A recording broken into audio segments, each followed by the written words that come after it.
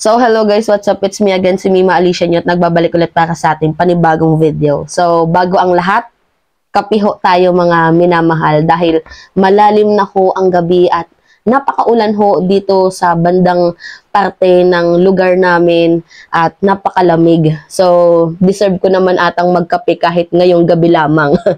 Anyway, ano nga ba yung eksenang ganap? Kasi guys, hindi ko rin expect na madami ho ang sasang-ayon sa akin if ever man na itong si dating senator, former senator Antonio Trillanes, i-appoint ni Pangulong PBBM bilang isang presidential advisor or special envoy. Hindi ko rin alam na madami din ang magsasang-ayon sa akin. Kasi sabi ho ng pinakalap ng isang DDS na vlogger na galit sa ating administrasyon, syempre gusto nilang sirain, 'di ba, si Pangulong PBBM.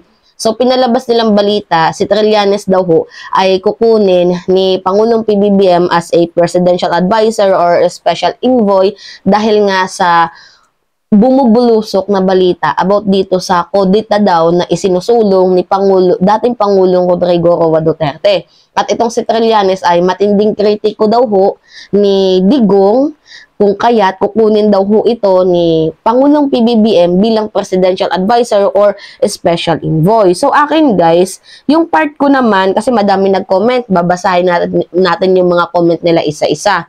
So sa aking part naman, wala namang problema if kunin si Trillanes bilang presidential advisor or sa kung ano pa mang posisyon. Basta ang akin, related lang dito sa mga kasundaluhan kasi dating sundalo ho si Antonio Trillanes. At wala namang masama guys kasi for the sake of unity, 'di ba? Kailangan nating tanggapin. At saka guys, kung para sa akin na kung ano ho yung magiging will ni Pangulong PBBM, kung yan ho yung tinitibok ng puso niya, kung yan ho yung kumbaga nararapat, edi ibigay sa nararapat. Kasi, di ba, ang sabi ni Pangulong PBBM, unity.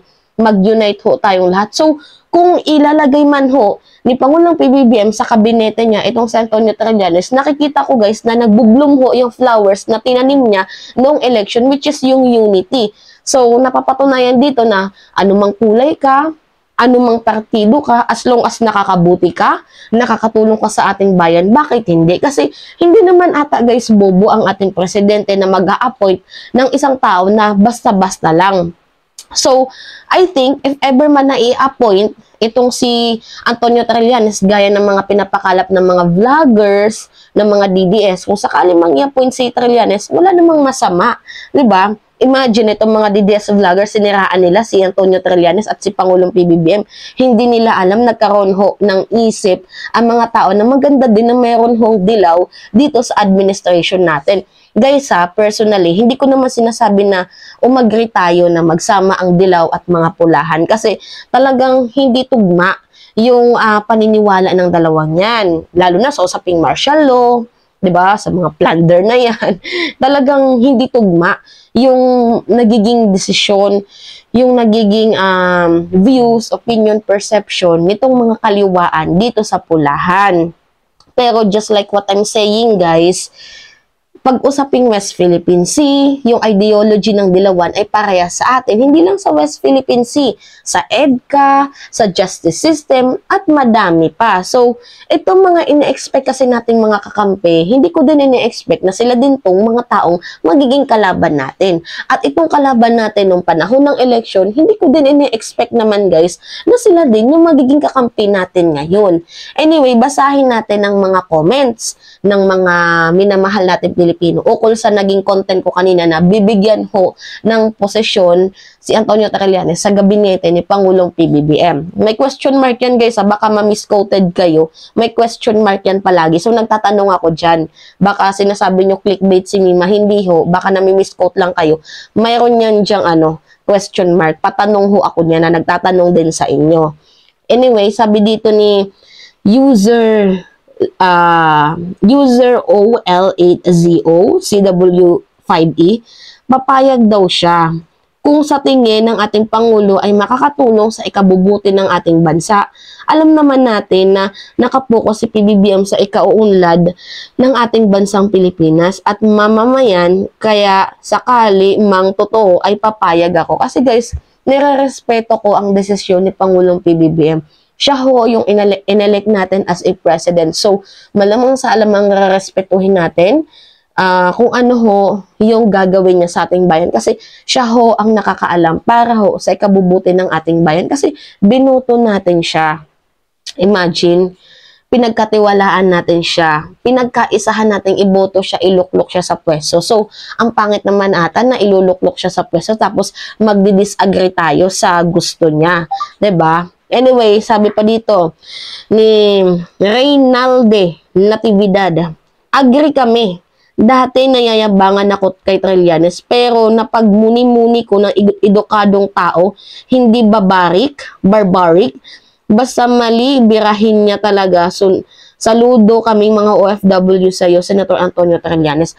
Alam niyo guys, kung bakit ko nagugustuhan si Trillanes, isa sa nagustuhan ko sa kanya is gusto niyang matapos ho ang termino ni Pangulong PBBM ng matiwasay at tutulungan ho ng grupong magdaluman yan or liberal, hindi ko alam kasi napag-usapan daw ho sa grupo nila na tutulungan ho nila ang administrasyon na matapos ho ang termino ni Pangulong PBBM ng matiwasay. Gusto nilang matapos ang termino ni Pangulong PBBM ng matiwasay at maayos kasi mas pipiliin nila na pumadig dito kay Pangulong PBBM kaysa dito kay dating Pangulong Rodrigo Roa Duterte kasi nightmare ho ang termino ni dating Pangulong Rodrigo Roa Duterte sa kanila. So ngayon guys, baka may magtanong, Mima, hindi mo ba na aalala yung sinabi ni Trillanes ng panahon ng eleksyon na ang ano daw, mga Marcoses magnanakaw, ganito, ganyan, pinakamalagim na buhay ng mamamayang Pilipino ay yung panahon ng martial law.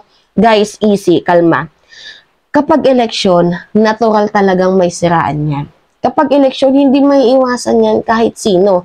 Pero sa lahat ng tumakbong kandidato, si Pangulong PBBM lang, yung nakita kong hindi nag-indulge into the negative campaign. Pero guys, sasabihin ko sa inyo, syempre, opposition yan. What do we expect? Pupurihin niya si Pangulong PBBM? No, hindi talaga yan. Pero anyway, kahit gayon pa man, we need to focus on alam niyo yun guys, yung ngayon, now. We need to focus on now. Huwag natin pagpukusan yung mga nakaraang kopong-kopong days kasi nakalipas na yun. So, iba yung noon, iba yung sa ngayon. Kagaya ng sinabi ko sa inyo, hindi natin expect na itong mga tinuturing nating kakampi, which is yung DDS, na ine-expect talaga natin na sila yung magiging kakampi natin, hindi ko lubos maisip na sila yung magiging kalaban natin. At itong mga kalaban natin, mga opposition, hindi ko rin talaga guys ine-expect na sila yung magiging kakampi natin sa usaping West Philippine Sea, sa EDCA, at dito din sa usaping justice system. 'Di ba? So, guys, iba yung noon sa ngayon. Mag-focus tayo for more improvement for the better future. Huwag natin pagfokusan ang mga nakaraan. Kasi election talaga yun, guys. Natural ho na may siraan. Very vocal naman ho ako kung pag-usapan natin yung mga chismis ng mga senator na yan nung nakaraang election. Pero as far as, di ba, nakakatulong naman sa ating bayan. Kahit nga itong si Edsel Lagman, tama ba? Si Lagman, napapansin ko, hindi niya tinitira si Pangulong PBBM, ang tinitira niya si Duterte. So, napapansin ko na ayaw talaga nila kay dating Pangulong Rodrigo Roa Duterte. Kaya, di ba, binibirada nila. Kay Pangulong PBBM, uma-agree sila. Kahit panong panahon ni Duterte, di ba, tira ng tira ang oposisyon, ang liberal, dito kay Digong. Pero, sa panahon ni Pangulong PBBM, minsanan ko lang makita na nagkikriticize itong mga dilawan kay Pangulong PBBM. Kasi, halos lahat ho ng mga ginagawang moves ni Pangulong PBBM ay uma-agree ho itong mga dilawan sa atin. Anyway, meron pang nag-comment. Sabi dito ni Hello Kitty, si PBBM ang masusunod kung ano ang gusto niya kasi matalino naman siya, alam niya ang karapat-dapat at ang hindi dapat. Okay, dito pa din kay Charles Mainete. Ako okay dyan, Mimay. Si Trillanes kasi ay mayroong prinsipyo at hindi nadidiktahan, totoong tao siya. Ginigipit lang siya ni Digong, go PBBM, Trillanes sa Malacanang. Okay. Kaya niya to nasabi kasi itong si dating Pangulo Rodrigo Roa Duterte, binatikos niya dito sa usaping SALN kasi hindi daw naglalabas ng SALN si Digong at saka sinabi din ni Trillanes na magulo at pangit yung war on drugs mo. At beside dyan, sinabi niya na kung mag-send ka ng warship sa West Philippine Sea, walang magpipigil sa'yo. Pero lahat ng sinabi ni Trillanes na sa tingin ng mga DDS noon ay pagsisinungaling, ngayon ho ay nagkakatotoo. Imagine, binatikos niya sa SALN si Duterte. Hanggang ngayon, naglabas ba ng SALN? Di ba wala? Nung binatikos niya si Duterte na about sa war on drugs, ano yung ginawa ni Duterte? Pinakulong siya. Nung binatikos naman ni Trillanes about sa warship dito sa usaping West Philippine Sea, sabi niya, pag mag-send ka dyan ng barkong pandigma, walang mga away sa'yo. Yan yung sabi ni Trillanes. Ngunit si Duterte hindi ho naniwala. Sabi niya, gigirahin daw tayo ng China, ganito, ganyan. Yan yung tinanim ni Duterte sa isipan natin. Pero nung nag-send ho si Pangulong PBBM ng warship doon sa West Philippine Sea, hindi naman ho tayo ginera ng China. 'Di ba? Anyway, sabi pa dito, basahin pa natin mga comments ng iba. Wala namang masama kung nagkakampiyan sila, ang mahalaga, uunlad ang bayan at magkakaisa ang mga Pilipino. Watching from Europe, sabi ho ni Jen Marapalya, 8446. Sabi ni Robert naman, yes po, Trillanes, ito na ang time na bumalik ang tiwala ng taong bayan. Kodos sa iyo, Trillanes. Ito pa, meron pa nag-comment dito guys. Sabi ni Alcance Gemma, 1887, alam ko hindi pure dilawan si Trillanes. Kasi sila nga yung nagkupditat ng ilang beses kay Cory. Kasi hindi rin siya pabor noon kay Cory. Naging dilawan lang siya nang mag-away sila. Ni Trillanes ay may nagbangayan sila sa media. Pero okay naman si Trillanes, medyo may tapang rin naman siya kahit papano. Hindi siya bastos at sundalo rin dati yan sa kanya na uso yung Magdalo Group. Diba guys, sabi ni Duterte, si Trillanes daw ho ang nagbenta ng Sprati Island sa West Philippine Sea doon sa China. Ngunit nung kinasuhan ni Duterte itong si Trillanes dahil sa pagbebenta di umano ng Sprati Islands doon sa China, binasura ho ng ombudsman. Kasi ho, hindi naman ho totoo. So, yung pinaka-point lang dito ni Duterte, kahit na basura yung kaso na yan, ang pinaka-point niya lang dyan is at least nasiraan niya na yung image ni Trillanes. Kaya nga guys, medyo walang naniniwala dati dito kay Trillanes. Talagang pag magsalita si Trillanes, kala mo lahat sinungaling. Kasi nga, yan yung tinanim ni dating Pangulong Rodrigo Roa Duterte sa mindset ho ng mga iilang Pilipino, especially sa mga DDS, na itong si Trillanes ay sinungaling na tao. Pero guys, nalaman natin na lahat ng sinabi ni Trillanes noon ay nagkakatotoo na ngayon. Anyway, balik tayo sa ating topic. Kung sakali mang i-appoint bilang presidential advisor, special envoy, or kung ano pa man si Trillanes, basta sa usaping sa sundalo lang, guys, uma-agree ako. It is a time para mag-unite na ang mamamayang Pilipino. Hindi man fully united, but at least nagkakaisa sa isang tinig, isang damdamin, isang bituin, kung ano pa man yan, ang mamamayang Pilipino. Anyway, yun lamang ho guys. It's me again, si Mima Alicia nyo, at nagbabalik ulit para sa ating panibagong video.